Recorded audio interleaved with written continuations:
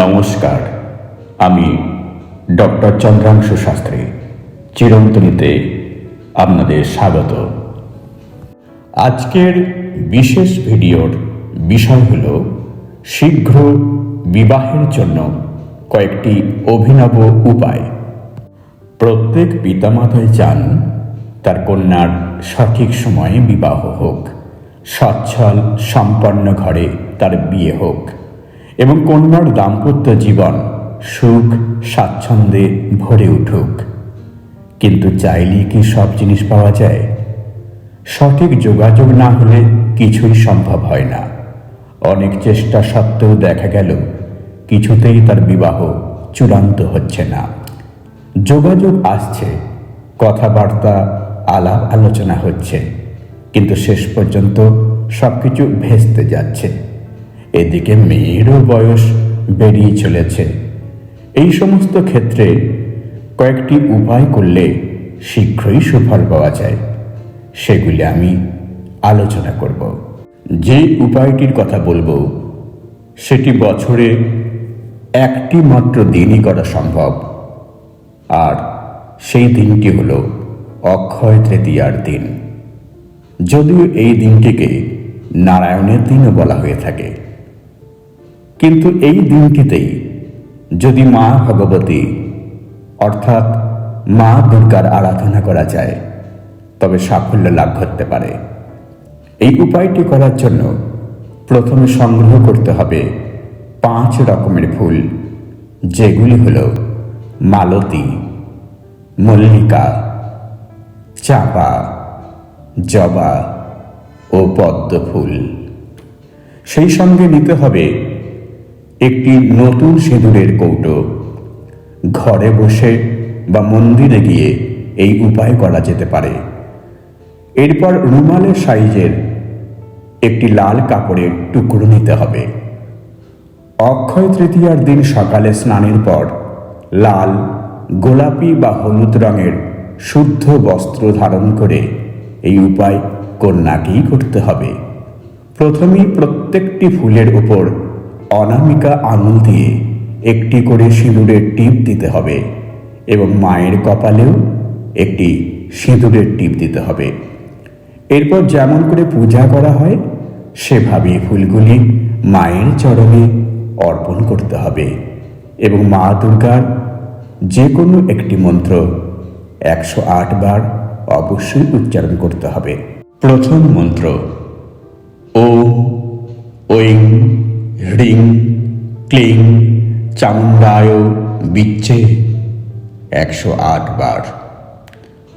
দ্বিতীয় মন্ত্র ওম হ্রিং দুর্গে দুর্গে রক্ষণী রক্ষণী সাহা। মন্দিরে করলে ফুলের টিপ দিয়ে লাল কাপড়ের ওপর রেখে দুর্গা মাকে অর্পণ করতে হবে। পুরোহিতকে বলবেন সিঁদুরের কৌটো থেকে সিঁদুর নিয়ে মায়ের কপালে একটি টিপ পরিয়ে দিতে। তারপর ওই ফুলগুলো এবং সিঁদুরের কৌটোটি ওই লাল কাপড়ে মুড়ে নিয়ে বাড়িতে ফিরে আসুন এবং সেটি ঘরের মধ্যে কোনো শুদ্ধ স্থানে সুরক্ষিতভাবে রেখে দিন। এই উপায় পালন করার কয়েক মাসের মধ্যেই সুফল পাবেন। বিবাহ হয়ে গেলে বিবাহের কিছুদিন পরে ফুলগুলি জলে বিসর্জন দিয়ে দেবেন এবং আশীর্বাদী সিঁদুর কন্যা নিজে ব্যবহার করবে। দ্বিতীয় উপায়, অনেক সময় দেখা যায় বিবাহের জন্য নানা সম্বন্ধ আসছে, আলাপ আলোচনাও চলছে, কিন্তু কোনোটাতেই পূর্ণতা আসছে না।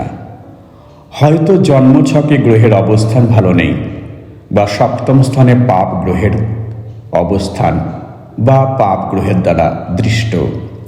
এরূপ হলে সেই বিবাহের ক্ষেত্রে নানা সমস্যা দেখা দেয় এবং এর ফলে বিবাহ বিলম্বে হয় বা বিবাহ অমীমাংসিত অবস্থায় থেকে যায়। আবার কখনো দেখা যায় কন্যার পরিবারেই কোনো লোক বা আত্মীয় স্বজনের মধ্যে কোনো একজন এই বিবাহে পরোক্ষভাবে বাধা দিচ্ছে।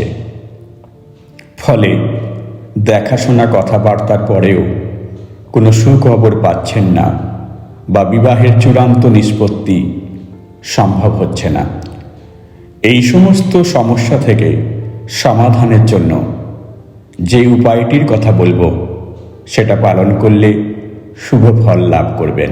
এই উপায়টি গণেশ চতুর্থীর দিন করতে পারলে অত্যন্ত শুভ ফলের অধিকারী হওয়া যায়। গণেশ চতুর্থীর সময় চতুর্থী থেকে ত্রয়োদশী তিথি পর্যন্ত এই উপায় করতে পারলে শুভ ফল লাভ করা যায়।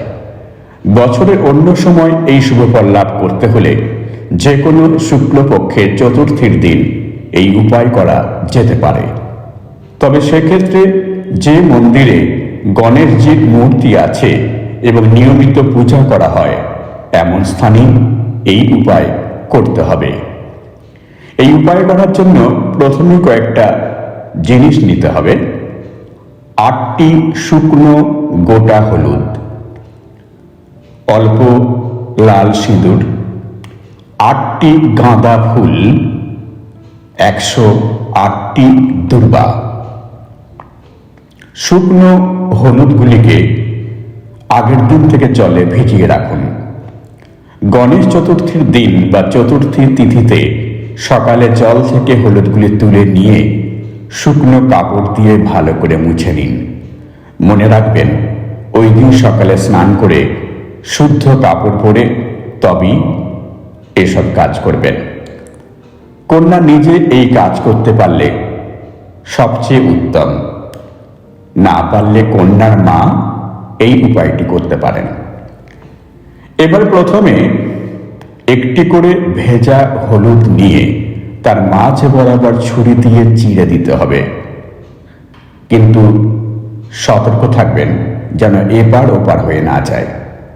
তারপর সেই চেরা জায়গা অল্প ফাঁক করে তার মধ্যে অল্প পরিমাণে সিঁদুর রেখে দিন। এইভাবে 8টি হলুদ সিঁদুর পূর্ণ করে তুলুন। যদি দূর্বা বেশি থাকে তবে 108টি দূর্বা বেছে নিন। এরপর ওই 8টি হলুদের সঙ্গে 8টি হলুদ রঙের গাঁদা ফুল নিয়ে সেগুলিকে দূর্বা সহ মুড়ে ফেলুন। এবার ওই মোড়কটি গণেশজির চরণে অর্পণ করে মনস্কামনা ব্যক্ত করুন। আমার এই ভিডিও ভালো লাগলে প্লিজ লাইক করবেন, শেয়ার করবেন এবং পরবর্তী ভিডিওগুলি যাতে শীঘ্র দেখতে পান সেজন্য চ্যানেলটিকে সাবস্ক্রাইব করবেন। ভালো থাকবেন, সুস্থ থাকবেন।